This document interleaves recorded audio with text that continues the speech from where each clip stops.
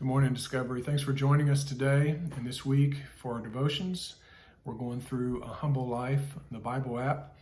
And this devotion is a little different than ones we've done in the past. Along with reading, there is an audio track for you to listen to that leads you through prayer and meditation. And while it was a little different from what I'm used to, I found that it caused me to really just kind of slow down and disconnect from what's going on around me and really focus on God and who He is.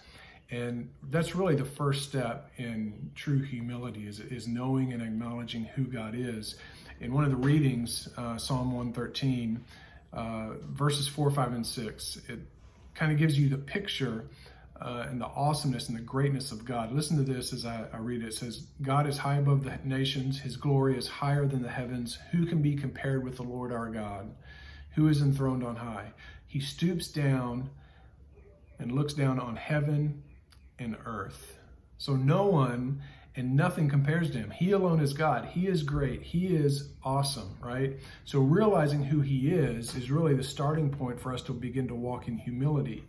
I believe the second thing for us is realizing who we are. I heard someone say one time, we need to know who God is and know that we're not Him, right? So, so we need to know who God is. So it's also not feeling lower or less than someone. Humility is not feeling less of yourself. Chris said this yesterday. It's not thinking less of yourself. It's thinking of yourself less, right? So when we think less of ourselves, that's not humility, that's humiliation. And that's not what we're talking about.